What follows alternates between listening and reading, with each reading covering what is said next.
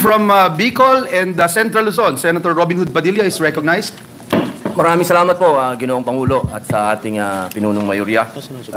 Gusto ko lamang pong ipabatid na isa pong karangalan ang matanong, ang anak ng masa, ang idolo po ng mga artista, Senador Jinggoy Estrada. Nagkakamali po kayo ron. Kayo po ang idolo ng mga artista, hindi na po ako.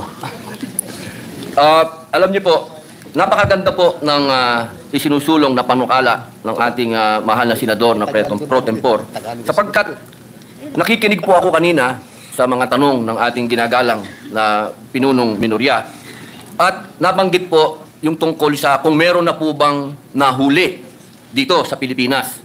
Ang katunayan po, mga mahal kong kababayan, noong 2003, natagpuan po sa isa sa mga hinihinalang kuta ng Jemaah Islamiyah sa Mindanao ang mga kopya ng manuals sa production po ng toxic weapons. Kaya ito po ay isang senyales na kinakailangan po natin talaga ang ganitong batas.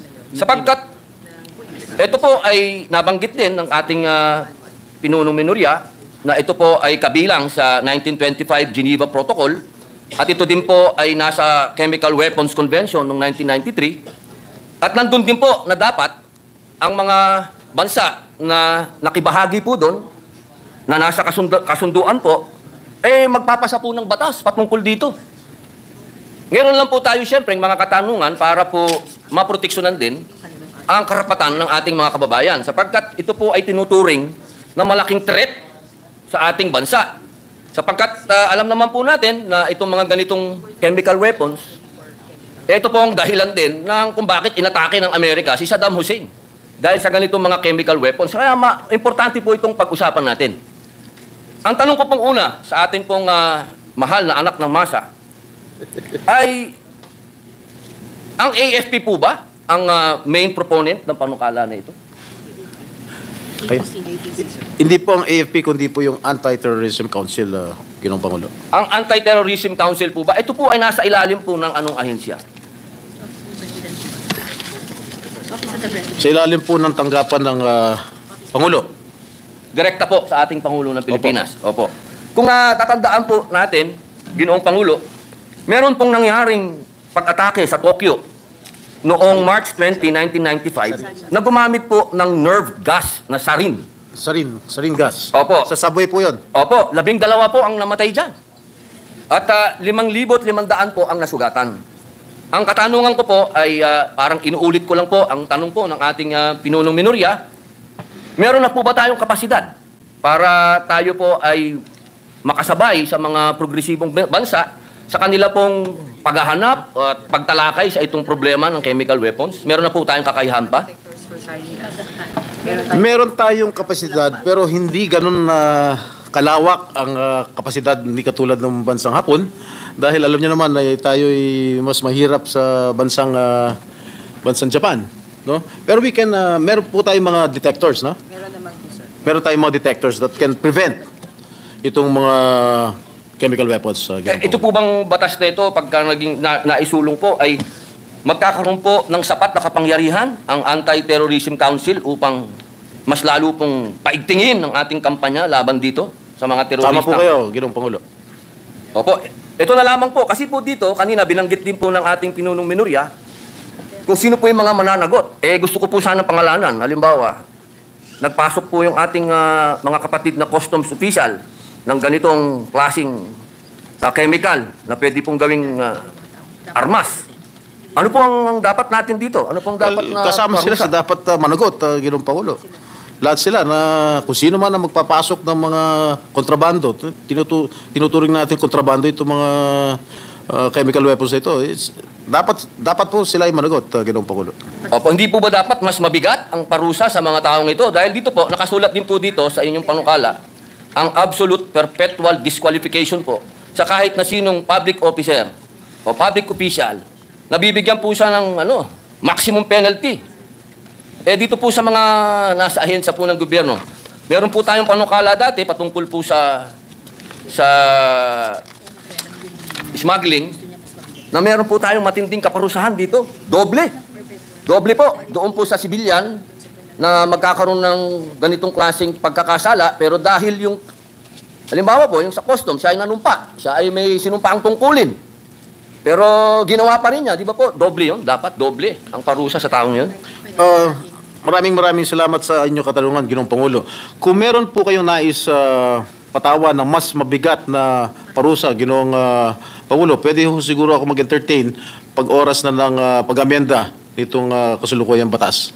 Yun, ako, maraming salamat po. Isa pong karangalan po. If I may, Your Honors, with the indulgence of my two colleagues, I joined the gentleman from Bicol and Central Luzon for raising that particular issue because I think lahat tayo public office is a public trust and dapat talaga stiffer penalties for public officials. And I would just like to put into the records that I support and if there is going to be a particular amendment to this particular law that we are deliberating upon, I would be more than willing to support it. And if not, I would be volunteering to come up with a provision. I agree with the Mr. President, and I am open to accept amendments at the proper time, Mr. President. Thank you, thank you. Na ang ating pong puso ay nagpupunyagi at kasalukuyan pong lumalangoy sa kaligayahan sapagkat tayo po ay nagkakasundo na ito po ay isang imminent threat. At alam And po, if I may add, Mr. President, if I may, Ginoong Pangulo, dito po sa nakasaad dito sa panukalang batas, pinakamabigat na pagpapataw ng parusa ay life imprisonment na po. Without the benefit of parole. Kung buhay pa yung death penalty, palagay ko death penalty to. Pero wala na ho tayong death penalty. Kaya life imprisonment na po ang parusa sa ilalim nitong ating committee report. Without, walang benefit ng parole. opo, napakaganda po ng inyong sinabi, mahal na idolong senador, sapagkat meron po akong panukalang death penalty. Pero sa iba na natin po pag-uusapan yan. Sa akin pong huling katanungan, tinanong na rin po to ng ating pinunong minorya, isang malinaw lang po na paano po kaya ang distraction nito pagka nahuli? Medyo delikado din po ito, ha? Opo, paano po nila gagawin? Paano yun? Destruction of the weapon. Oh, how? Section 9.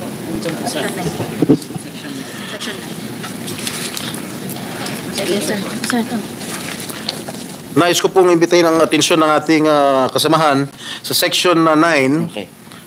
pahina 9, line 15 tungkol sa destruction. If I may read, the transportation, storage, and destruction of chemical weapons shall be conducted by the armed forces of the Philippines under stringent security measures. The procedure for the destruction and disposal of chemical weapons shall be established, and its conduct shall be witnessed by the PNA CWC to ensure safe and secure disposal in compliance with environmental and safety standards. Report of destruction and disposal shall be submitted to the PNA CWC. Opo, napakalinaw po niyan. Maraming salamat po, ginoong aming senador na minamahal, Jingoy Estrada. Ang akin lang po kasing pinangangambahan, kung naalala niyo po, may nangyari po sa Lebanon na ganyan. Hindi naman yun chemical weapon, pero yun po ay naitago ng mga tao doon, ng mga, ano po yun yung ginagamit sa agrikultura. Fertilizer, naitago nila, hindi na nila kagad na i-dispose, hindi nila napagplanuhan kung anong gagawin, bigla na lang sumabog isang araw, ang dami pong na-disgrasya po doon. Yun lamang po, gusto ko lamang pong malinawan na sana malinaw doon sa ating batas kung gaano po kabilis ang distraction at kung saan at wala pong madadamay na iba. Yun lamang po. Maraming salamat po, Ginoong Maraming salamat po. Senator Padilla. Thank you, Senator Padilla. Senator, our minority leader, Senator Aquilino Coco Pimentel. The gentleman rather, both have the floor.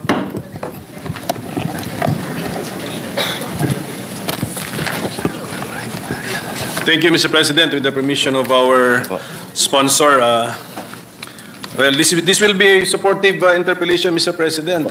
I commend him for, he's not only the sponsor, he's also the author of this bill. So I commend him for having thought of this idea, Mr. President, and then embody it in a bill. But siguro tanong ko, Mr. President, what led our sponsor to think about this idea? Did he receive complaints from our constituents, Mr. President? Opo, una po sa lahat, magandang hapon po sa ating pong matatawag pong idol po natin. Isa pong malaking karangalan po ang makatapat sa pulpito, si Senator Aquilino Pimentel. Alam niyo po, ito pong panukala po na ito, Ginoong Pangulo, ito po ay ibinunga ng napakadami pong malulungkot na karanasan ng ating mga kapatid po Muslim at mga kapatid po natin na mga katutubo. Katunayan po, meron din pong hakbang ang National Commission ng Indigenous People po. Sila din po ay nakausap din po natin at sila din po ay may posisyon po na talaga pong meron pong diskriminasyon pagdating din po sa mga katutubo. Opo, kaya po noong ito po ay atin pong dininig at atin pong pinag-usapan sa hearing po, talagang doon po lumabas lahat, pati po yung sa mga Muslim na minsan po ang nakakalungkot po talagang wala pong mapaglugaran. Kailangan po pong makiusap po sa ating sundaluhan para po isakay sa eroplano ng C-130 para po madala pa sa mga kanilang mga lugar po kung saan po sila ipinanganak. Ganon din naman po sa mga katutubo. Talaga pong napakahirap po ng pinagdadaanan nila. Bunga na rin po ng iba po nating mga kapatid, karamihan po sa kanila ay wala din pong kakayahan pinansyal. Kaya po sa dinadami-dami din po ngayon ng mga katutubo at mga Muslim na kalat na po sa iba't ibang lugar sa Pilipinas, ito po talaga ang nakita po naming solusyon na nakita din po namin na ginawa na po ng mga local government official katulad po ng sa Cagayan de Oro, nagawa na po ito. Sugon, nagawa na po ito. Sa Manila po, nagawa na rin po nila. Marami na pong mga ganitong halimbawa po, Ginoong Pangulo, na nakita po namin na ito ay maganda natin na magawa sa mga lugar na mayroong Muslim at mayroong mga katutubo. Naalala ko, Mr. President, I think isa yan sa mga ginawa nung tatay ko nung naging mayor siya ng Cagayan de Oro. He made sure na there will be burial grounds for our Muslim brothers and sisters, Mr. President.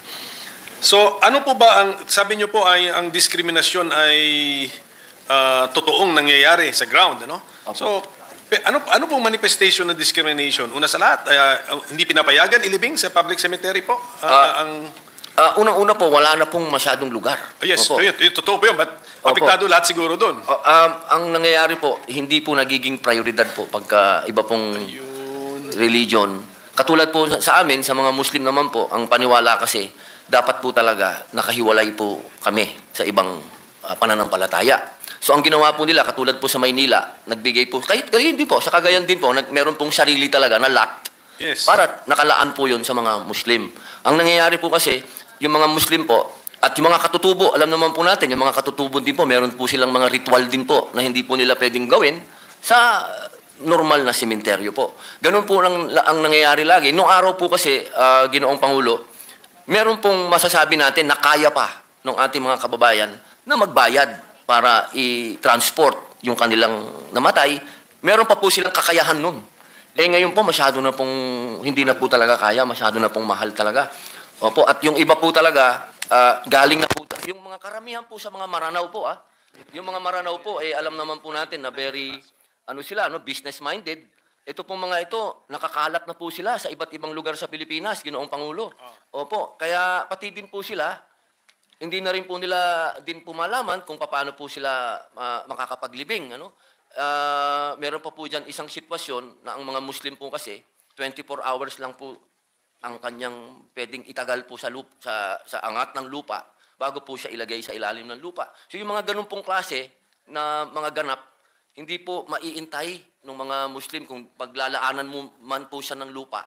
Ang tagal din po ng proseso bago po mabigyan ng lupa sa isang sementeryo. Ang haba din po ng proseso. Ang dami din pong hinihinging permit. Kaya yun po yung mga dahilan po na banggit po namin. Kasi yung prosesong yun ang naisip nun is yung namatay ay member ng religion ng majority. Opo. Kaya siguro wala yung time, hindi time conscious. Opo. Tama po. Tama. Salamat po sa mga feedback po ng mga real life real life experiences po. Opo. So pagdating po dun sa non-discrimination, nasa section 3 na po 'yan ng ating bill. Ngayon po, meron po akong suggestion na na improvement sa ating panukalang batas kasi yung section 4 natin, Opo. ito na yung sinasabi na natin na dapat yung public cemeteries natin ay mayroong lugar, burial ground na para sa Muslim Filipinos, meron sa mga indigenous peoples, at saka sa ibang denominations. Opo. Kasama na ba doon sa other denominations yung majority religious denomination or iba pa ito? Yung other denominations na phrase refers to minority religious beliefs. Bali po, yung pong pag sinabi po natin other denomination, kasama na po dito po yung, siyempre po sa Christian faith po, kasi meron pong Catholic, meron pong Christian. Sila naman po, parehas lang po yung kanilang... Dito sila. Ito Apo, sila yung doon po majority, sila. Opo. Sige po. Siguro pwede nating improve ito. Pwede nating ma-improve yung paano natin i-presenta. Kasi pag sinabi kasi natin yung other denominations, parang lumabas yun yung the smaller group. Yung pala, we are referring to the larger group. Sige po. Sa pagdating na lang po ng tamang panahon, if we can improve this through amendments. Pero ang proposed amendment ko sana, Mr. President, sa Section 4, kasi ito na yung apportionment and partition of public cemeteries. Ang last sentence natin dito, the burial ground shall be divided into a partition within the public cemetery with particular dimensions and pathways for proper access thereto. So, we are trying to describe in words an idea that we have in our mind, in the author's mind, na napakita nyo na po sa akin in a drawing or in a, ano ba tawag mo doon? Plan. Floor plan po. Floor plan. Okay. Ang aking proposal, Mr. President, if we can incorporate into the bill the floor plan. Opo. Naku, So malubog. maybe in due time, tingnan natin. Opo. I am not, Pwede natin na yun. wala akong maalala na isang batas na kasama sa batas ang drawing ng floor plan. Let this be the first, Mr. President. And I don't think we are prohibited from doing that, Mr. President. Yan po ang pinakita sa atin ng ating author na floor plan. Equal po yan. Equal po yan. Kahit anong gamitin ko. So Pati siguro po pagdating po ng panahon, in the amendment stage, if we can incorporate a drawing or a plan into a law, Mr. President. Kasi hindi nyo binanggit yung mga dimensions Section 4. And then ang inyo pong naisip ay magiging standard ito? Opo, yung po saan ang na makita po talaga ng ating mga kababayan na talagang equal po. Wala po tayong pinanigan. Ang sukat po niyan, parehas lahat. Pati po yung papasok doon po sa sementeryo, makikita nyo po, lahat po sila may access. Lahat po sila, equal po lahat yan na Ginoong Pangulo. Sige, but the dream, yun na nga, ang ating pangarap o plano, kung gagawin na yung public in accordance with this law, ay standard ang mga sizes niya. Standard po lahat. Pero sa kada probinsya at least isa o sa kada munisipyo at least isa. Yung po yung kasama po dun sa ating panukala po, Ginoong Pangulo, na kung ano po yung available po ng lupa. Halimbawa po, meron pong available na lupa yung local government at yung po yung ibibigay natin, pwede pong mag-adjust yung ating design. Depende din po kung ilan po yung Muslim doon, kung ilan po yung katutubo doon. Meron lang po tayong meron po tayong generic talaga na itsura, yung itsura po.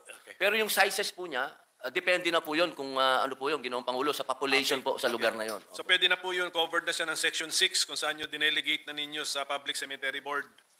Yung sabi dito, shall determine the apportionment and partition of the public cemeteries within their territorial jurisdiction. Sige po. So pwedeng, yes, the drawing can be a representation and then the actual implementation to be adjusted based on available land, but siguro as much as possible maintaining the ratio and proportion, but if the public cemetery board shall adjust the ratio and proportion, pwede. Sige po. Ito lang po yung worried po rin ako dito po sa Section 5 natin, Section 5. Second paragraph, na pwedeng may donor. Tama? Di ba? Pwede po may donor eh. Sabi natin na kung kulang ang pera ng local government unit, may donor.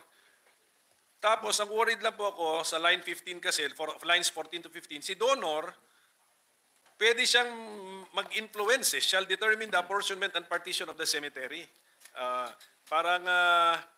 Doon lang po ako medyo may... Si donor, pa-donate na lang natin, pero pagdating po siguro sa actual apportionment and partition, sundin na natin si Section 6 na binigay na po natin kay Public Cemetery Board. Katanggap-tanggap po ang nais niyo pong gawing na amendment po. Sige po. And then siguro ang isa ko lang napansin yung napakalaki po ng composition ng Provincial Public Cemetery Board. Baka hindi po tumakonvince. May mga probinsya po na more than 20 plus a munisipyo. Laki po. So actually, Mr. President, I think this is a very timely measure, especially given the fact that our sponsor and the author himself has received complaints and feedback, actual, real-life experiences na sinasagot nitong panukalang batas na ito. And then, naisip naman niya kung wala talagang pera, there might be some good Samaritans or generous people na who will donate. Opo, kasi po, experience ko din po. Ako po mismo, nag-donate po ako na meron po akong sariling sementeryo po sa Bulacan din po. Opo. Kaya alam ko po na marami din po talaga na gusto din po mag-donate, Ginoong Pangulo. Pero tama po kayo, hindi po pwede na talagang magkaroon po sila ng karapatan sa sukat o ano, hindi po Pwede pwede. lang sana. Kailangan po equal po talaga. Opo. Ayan, i-maintain po natin yung objectivity ng ating batas, ilalagay nga natin yung ating preferred, ano tawag mo doon? Plan, opo, floor plan, plan, the opo. preferred look, the preferred plan of this public cemetery. And then those who are generous to donate should just stick to their generosity and no longer tinker with the plan, Mr. President. So Opo. para objective pa rin yung ating plano. Opo. So with that, Mr. President, this representation will terminate his interpellation as this is a measure which I think we should support, Mr. President. And congratulations to our sponsor. We thank the Maraming distinguished salamat po. minority floor leader. Session is suspended. You may proceed. President, will the good sponsor yield to some questions, though not medically related, Mr. President? Opo, isa pong karangalan po ang tumanggap po ng tanong sa atin pong teacher dito, Mr. kay President. Senator Tol Tolentino. Mr. President, I've been looking at Senate Bill number 2573, and it would seem that the heart and soul of the measure is Section 4, the medicalization of cannabis. If I may be permitted to read, the use of cannabis for medical purposes is hereby permitted as provided for in this act to treat, alleviate a qualified person's debilitating medical conditions or symptoms. The medicalization of cannabis includes its acquisition, possession, transportation, delivery, dispensing, administration, cultivation, manufacturing by private individuals. So siguro po, Mr. President, dito ko po gustong himayin ang usaping ito. Ano po, Mr. President, sa palagay niyo po ang dahilan bukod doon sa paggagamot, pag-alleviate, ang alleviate ay pagbabawas ng pain, sakit. Ano pong ibig sabihin pag yung debilitating na? Sino po ang magdidetermine itong debilitating, malubha, acute? Sabihin ito, Mr. Opo, President. ito po kasi yung issue po ngayon yan, Ginoong Pangulo. Yan po ang pinagtutuunan ng pansin ngayon sa mga tinatawag po nating first world countries po ngayon. Meron po silang tinatawag na alternative medicine. Alam naman po natin, kilala naman po natin yung itong mga first world countries na to na nasa kanila na po talaga technology, ano? Sila na po talaga ang pinaka masasabi nating advance po. Lalo-lalo na po pagdating po sa medical, ano? Pero makita naman po natin dito, nandoon po sa mga grabing sakit. Ito po, yung mga sakit na talaga pong tinatawag natin na minsan hindi na po talaga curable, ano? Talaga pong naghahanap po sila ng mga alternatibong medisina na hindi po makapapasama pa doon sa kalagayan noong pasyente. Kasi meron pong mga gamot na ibibigay po, halimbawa po, kailangan ng pain reliever ng isang, sabihin na lang po natin, yung nag-undergo ng chemotherapy. Masakit po ang katawan niyan. Sobra po ang nararamdaman niyan na nasa kanya na po lahat. Nagsusukayan, masakit ang katawan, nanghihina, lahat po nagdadaanan ng isang tao na merong sakit na cancer. Yung pong binabanggit ng ating pinunong mayorya. Opo. Na kapag niresitahan po yan ng ibang mga medisina na tinatawag po natin na itong mga medisina ito ay synthetic, hindi naman po natural ito, sa unang dose, pangalawang dose, tatlong dose, apat na dose, yan po ay nakatutulong sa kanila. Pero pag ito po ay matagal ng proseso, ito pong mga binibigay ng mga synthetic, pag sinabi po natin synthetic, ito po ay gawa sa chemical. Ito po ay nakapagdudulot na ng marami pang sakit na nakaduktong na dun sa sakit niya. Kaya po itong marijuana, ito pong cannabis, opo, hindi na po ito, alam niyo po, wala pa pong, ito po ay napatunayan na po. Ito po, pagka nag-research po kayo, magsasabi po talaga dyan, na ang cannabis po ay walang side effect. So doon po sa mga may debilitating na mga sakit, napakaganda po para sa kanila na doon po sa nararamdaman na nilang sakit ngayon, wala na po silang mararamdaman pang sakit na pwedeng idulot nung ininom nila na may side effect. At ito po, dito po pumapasok ang cannabis. Kasi po, Ginoong Pangulo, sa records po talaga, hindi po talaga maganda talaga yung mga naibibigay na synthetic drugs, katulad po ng morphine. Bibigyan ka ng morphine, bibigyan ka ng Demerol, bibigyan ka ng fentanyl. Itong mga drugs po na ito, pag ito po ang binigay sa pasyente, imbis na nakakatulong po tayo, lalo po nating ang pasyente ay lalo pong napapasama. Kaya dito po pumapasok po sa first world country, dito po na-introduce po ang medical cannabis po. Opo, very, very clear po, Mr. President. That's why I'm zeroing on Section 4, medicalization of cannabis. It's written here, to treat, alleviate a qualified patient's debilitating medical condition. Ang ibig pong sabihin po nito, pag hindi debilitating, hindi acute, hindi severe, hindi chronic, ay hindi ka qualified. Kasi po... Kasi nakalagay po dito, para qualified ka, yung napag-usapan natin na malubha. Opo. So pag hindi malubha, ang nararamdaman mo medya-medya lang, pasumpong-sumpong lang, hindi ka qualified. Hindi po. Kasi po, ganito po yun, Ginoong Pangulo. Ang cannabis po kasi, dalawa po siyang klase. Para po malinawan po ng ating mga kababayan.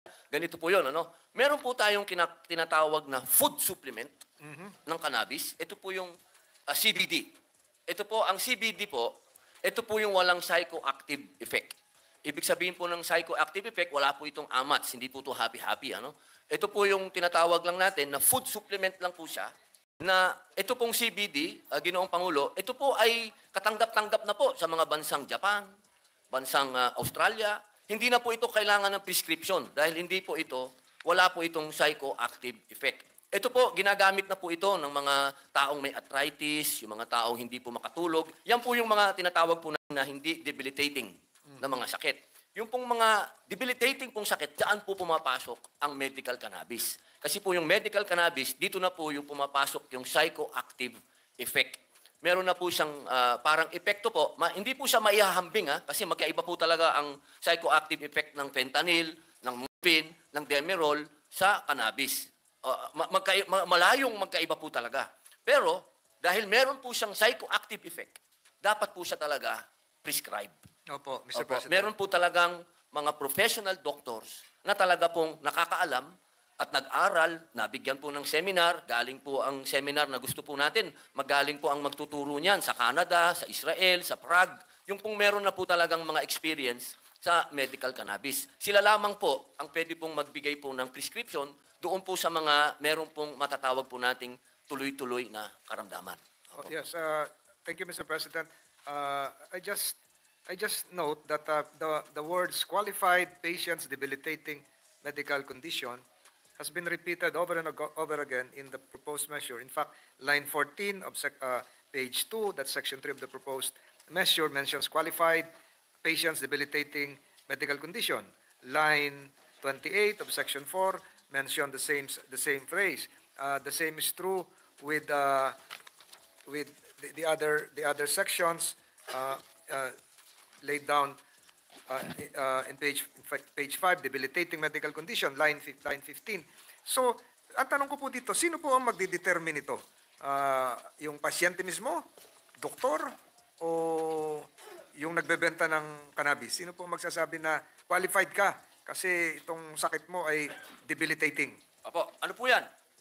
Ang gusto po natin, katulad po ng best practices po ng mga pinuntahan po nating bansa na meron na po silang medical cannabis, yun, gusto po natin na ahalintulad po natin sa kanila dahil sila po ay may experience na po at sila po ay handang mag-share po sa atin ng kanilang best practices po nila. Ang lalabas po niyan, ito po yun, dito po sa debilitating medical condition refers to a condition that is severe, persistent, and seriously affecting the patient's strength and ability to function and carry on most of daily living activities as identified and included in the good clinical practice to be and developed by the Philippine Medical Cannabis Authority. Ito po yung gusto natin na i-create. Opo, ano? At ito po yung i-establish po yan nung itong akto na atin pong ginagawa. At siyempre po, ang magdi-distinguish po kung sino po yung may debilitating na sakit, yung pong ating pong ititrain ng mga doktor. Opo. Tama po, Mr. President. Subalit, dito po sa Section 6, ito ngang Philippine Medical Cannabis Authority na nabanggit, Honor, Opo. wala naman po nakalagay dito na sila po ay mag-i-issue na, sila po mag-a-adapt ng Comprehensive Cannabis Medicalization Plan, mag-i-issue ng rules and regulations, at yung nabanggit ninyong good clinical practice, etc., etc. Subalit, wala naman po nakalagay dito, Your Honor, if I am correct, na sila dapat ay doktor. Sila po ba ay doktor o kasi hindi ho nakalagay dito na doktor sila. Baka ma-appoint dito ay hindi doktor o pwede po bang ibang profesyon na nandito kasi napakalalim po ng kanilang tungkulin and this will affect not just the health of the patient but even the medical profession. So bakit po kaya walang doktor dito ng kasali, Mr. President? Kung babasahin po natin panukala, malinaw po dito, Ginoong Pangulo, na nasa under po sila ng Philippine Medical Cannabis Authority. Ito pong Philippine Medical Cannabis Authority, ito po ay katulad po ng nabanggit natin, ito po ay halintulad na po natin sa ginagawa po nila sa ibang bansa na nagkagawa na po ng medical cannabis. Ito pong mga ito, composed po ito. Binubuo po ito ng mga profesional na yung iba po galing sa DOH, galing po sa iba't ibang ahensya na meron pong kinalaman po sa medical talaga. Pero yung pong mag-a-assess ng pasyente, dapat po ay professional po itong mga doktor. Talaga po mga doktor po ito na bibigyan po talaga natin ng masusing pag-aaral para po malaman po nila kaagad kung ano po yung mga naisagawa ng mga tinatawag po natin evidence-based. Kasi ang ating pong panukala, Ginoong Pangulo, ito po ay evidence-based. Tayo po ay pinayagan, tayo po ay naatasan ng Senado na makapunta po tayo sa mga bansa na meron na pong medical cannabis. At yun po, pinag-aralan po natin talaga kung paano po natin gagawing talagang safe ang pag-prescribe po ng medical cannabis. At ito naman po, hindi naman po din bago po sa atin na ang atin po mga doktor ay nakakapag-prescribe naman po yan ng morphine, nakakapag-prescribe po ng Demerol, nakakapag-prescribe po ng fentanyl. Kaya meron na rin po namang sinusunod. Meron na pong sinusunod na alituntunin at mga patakaran. Yun lamang po, siyempre, dito po sa ating panukala ay mas mahigpit po tayo. Mr. President, kaya nga po, will the good sponsor agree that perhaps during the period of amendments, itong Philippine Medical Cannabis Authority ay lagyan natin ng mga doktor, mga Opo. espesyalista. Kasi kung mapapalagay po dito ay hindi doktor at sila po ang magre-regulate sa mga practitioners, sila po mag-i-issue ng permit, baka po magkaroon ng komplikasyon dahil ito po ay patungkol na sa health. So, rather than just have an advisory committee on medical use of cannabis composed of some medical professionals, under pa ito ng Department of Health, bakit dito po sa Philippine Medical Cannabis Authority ay hindi natin gawin na yung authority mismo ay should be headed by a physician as well as other medical practitioners also coming from the academe para sa ganun po ay synchronize na po pagdating dito sa advisory committee kasi itong Section 7 advisory committee, advisory lang po yun.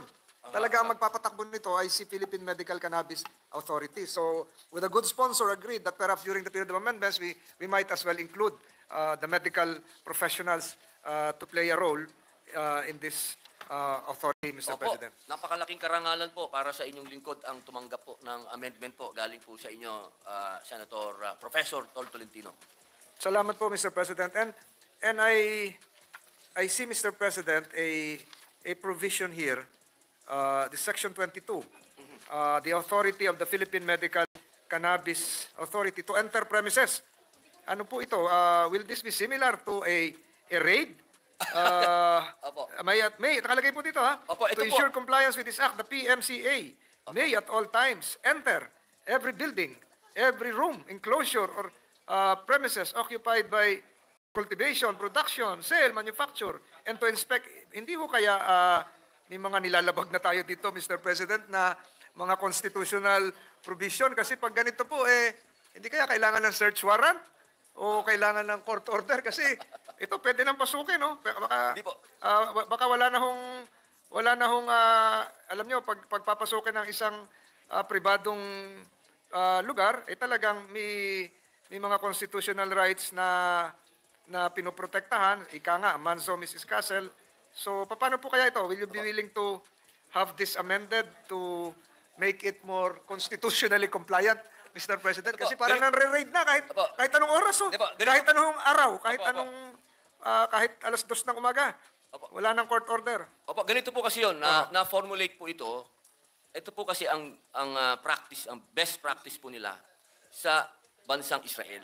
Opo. Sa Israel po kasi, ang nagbibigay po ng lisensya para ikaw ay makapag-cultivate, ikaw ay makapag-produce, ikaw ay makapag-deliver sa mga pharmacy, ay ang kanila pong cannabis agency. So sa atin po, kung ito po ay papasa, yung PMCA po, siya po ang nagbibigay ng lisensya at siya din po ang pwedeng talagang mag-inspect.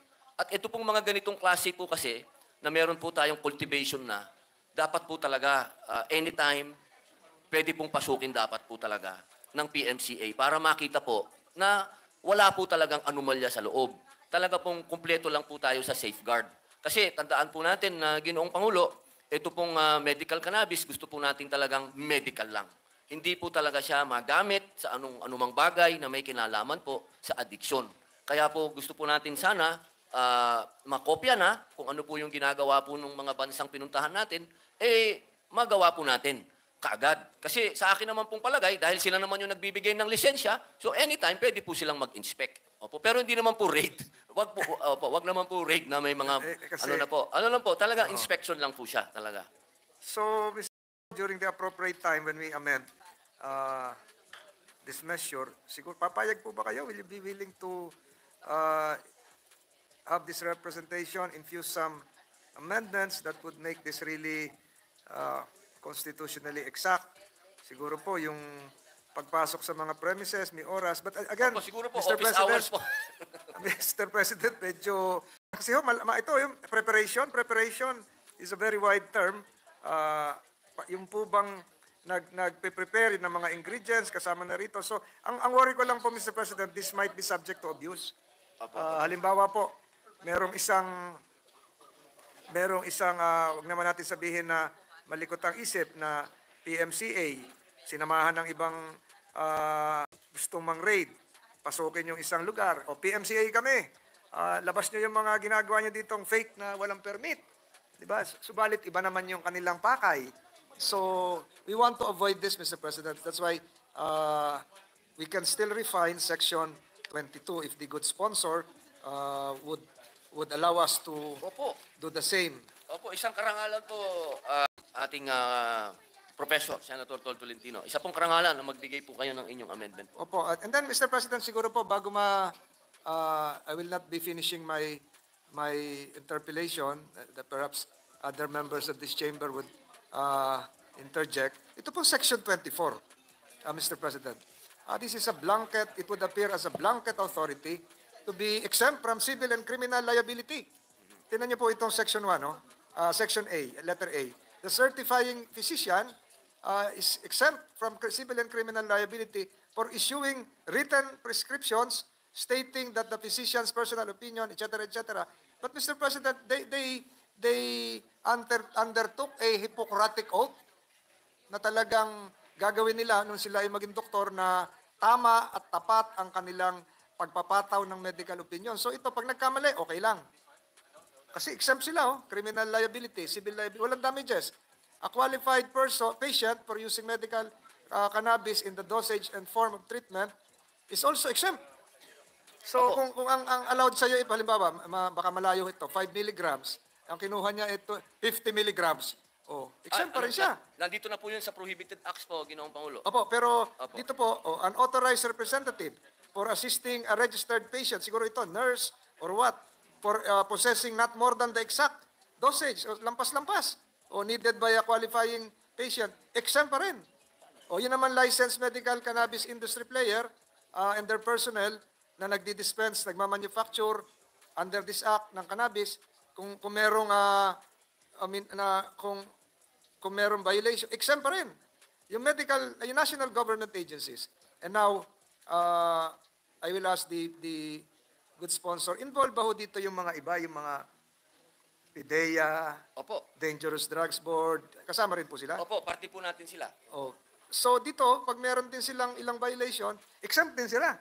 So paano ho kaya ito? Although subject to Article Section 25, yung prohibited acts, Mr. President, so siguro, will the good sponsor agree to have a, malaman ko lang, bakit po kailangan natin exempt sa criminal liability? Kasi po, Ginoong Pangulo, malayong magkaiba po ang medical cannabis sa marijuana po. Opo, kasi kahit po sa visual na po, alam na po kaagad ng otoridad kung ano po yung recreational marijuana sa medical cannabis. Sana po, ang gusto po lang natin isulong po dito ay yung pagkakaiba po nung dalawa. Kasi meron pong misconception na iisa daw po ang recreational at ang medical cannabis.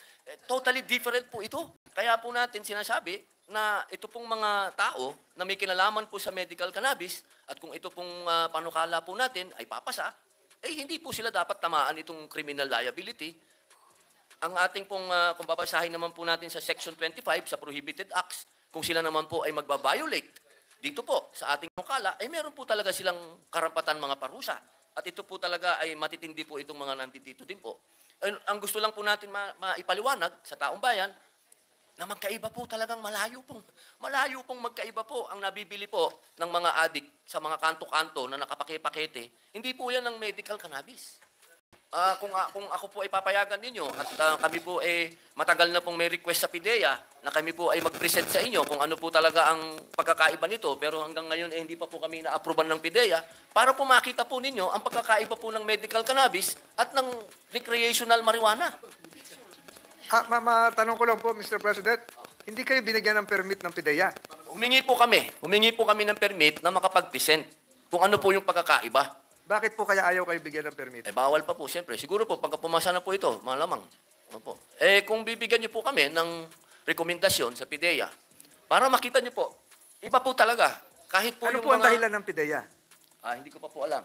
Meron po siguro silang dahilan. Antayin po natin ang sagot po ng PIDEA, kukunin po ng opisina. Alam niyo po, kasi ang medical cannabis po, it comes different forms. Pwede po siyang capsule, pwede po siyang tablet, pwede po siyang ipahid kung gusto mo, pwede siyang inhalation, pero hindi po siya kahit kailan smoking. Malayo po ang recreational sa medical. Kasi yung recreational, wow, 2 joints tayo, ganun-ganun po yan. Hindi po yun ganun. Opo, ang medical cannabis po, hindi po ganun. Opo.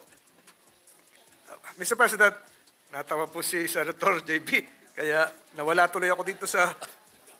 Mr. President, it would appear that the intention of the good sponsor while providing prohibited acts would be to really exempt the certifying physician, ito bilang naman po certifying physician, qualified patient, authorized representative, licensed, ito malaki-laki po ito, licensed medical cannabis industry, and personnel of national government. Ito po yung gumagawa siguro po ng tama. Opo. Sa Ito ayon po, dun sa panawalang Ginoong Pangulo, pwede ko pong basahin yung... Paano po pag nagkamali na, inabuso na, ma-exempt pa yung mga yun? Hindi po, meron na po yan sa prohibited acts po. Kung ano po Okay. yung gagawin po nilang pang-aabuso, meron po yung parusa sa kanila. Mas matindi po. Opo. Pwede ko pong basahin po itong sulat po ng PIDEA. Yes, Mr. President. Opo, Dated. Ito po ay, hindi po ako masyadong bihasa sa lapatap. Ayan, July 31 po, sumagot po sila. This has reference to your letter dated July 10, 2024, requesting permission to import cannabis sample to be used as visual aids in the deliberations of Senate number 2573 at the Senate of the Philippines. Ito po ang sagot nila. The pertinent law on the matter is Republic Act number 9165 or the Comprehensive Dangerous Drugs Act of 2002, which expressly provides for the dangerous drugs and controlled precursors and essential chemicals, one of which is cannabis. Cannabis is defined under Article 1, Section 3, quoted here under as cannabis, or commonly known as marijuana, Indian hemp, or by its any other name, embraces every kind, class, genus, or species of the plant cannabis sativa, including but limited to cannabis americana, hashish, bang, guaza, churus, and gandab, and embraces every kind, class, character of marijuana, whether dried or fresh, and flowering of fruiting tops, or any part or portion of the plant and seeds thereof, and its geographic varieties, whether reefer, resin, extract, tincture, or in any form whatsoever. importation of dangerous drugs controlled, ito po, ay prohibited. Kaya po pinagbawal po nila. Yun po. Maraming salamat po, Ginoong Pangulo. So, Mr. President, it would appear from the letter that the purpose is not just to make a presentation, correct me if I'm wrong, but to import. Opo, Yung po kasi siguro, sa- galing sa ibang bansa, Opo, sa papasok ibang bansa ating po kasi manggagaling. customs, ayun. Opo, kasi wala pa po talaga tayo dito nito. Wala po. Yun. So, Kaya yung mga nandito po sa Pilipinas, hindi po yan medical cannabis. Ano po yan? 2 sticks po yan. Yan po ay, ano So- po yan? Recreational po yan. So, Hindi- kailangan pong mag-import. Kaya siguro, tama rin naman po siguro ang PIDEA Opo. na pag mag-import, alam niyo po, Mr. President, katabi ko rito si Senator Cynthia Villar, noong simula po ng ASF, yung Asian Swine Flu, merong isang grupo nag-import ng vaccine, clinical trial.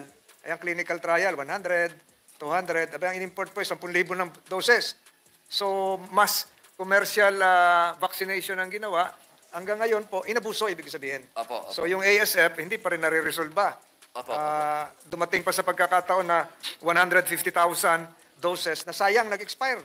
Nakapasok. Siguro, ganun din yung pag-iingat dito.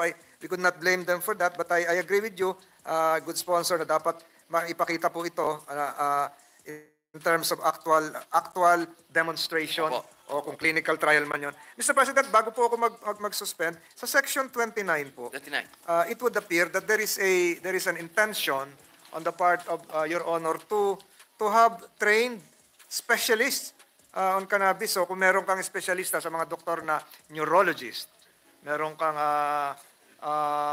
yung sa puso, Cardiologist. Cardiologist. Oncologist. yan ba yun? oncologist. So dito, pag nag-specialization, cannabis, ano tawag? Cannabis logist? Cannabis doctor na po yun. Cannabis doctor. Opo, opo. So dito talaga siya mag-specialize sa cannabis. So it will be a separate specialized practice. Ganun po ba intention nyo? Kasi po, pag pinag-usapan po natin kasi yung medical cannabis, napakadami pong sakit ang pwede pong una, maging solusyon siya, maging gamot siya. Yung iba naman po ay pwede siyang maging kapalit ng mga gamot na synthetic. Halimbawa po, katulad pong mga sakit na... Nasaan yun? Nasaan yung papel? Dito ba? Marami pong sakit na... Ito po. Ito po yung mga recognized na doktor na kailangan po ay ma-train po natin. Ano? Yung mga doktor po sa cancer, yung oncology. Kasi kailangan po nilang matutunan kung alam po yung pag-a-administer ng dosage. Kasi po, napakahalaga po na ang medical marijuana po, meron po siyang dosage. Ang cannabis po, hindi po yan pwedeng walang dosage. So, ang doktor po, kailangan siya ay bihasa sa dosage po. Pati po yung mga gastroenterologists, neuropathic pain, infectious diseases, neurology, palliative care, psychiatry, autism, at ito po yung pinakamatindi. Nung pumunta po tayo sa Israel, doon po sa kanilang nursing homes, ang ginagamit po ng mga matatanda na may demensya ay medical cannabis po. Kaya po, kailangan po talaga na yung atin pong mga doktor ay trained po. Sila po talaga dapat ay nakapag-aral para sila po ay makapag-reseta ng medical cannabis sa tamang dosage po. I totally agree with the good sponsor because it is really important to note that while cannabis has therapeutic potential, its use must be guided by medical professionals to ensure safety and effectiveness. So Opo. I totally agree, good sponsor. Mr. President, with indulgence of our good sponsor, I would like to thank him for the answers given, and I'm suspending my interpellation, and I think there are other members of this chamber willing to interpellate the good sponsor. And I thank him for his frankness and candidness in answering the questions propounded by this representation. Maraming salamat po, good sponsor. Maraming salamat po, Ginoong Pangulo. Maraming salamat po. Ginoong Majority Floor Leader.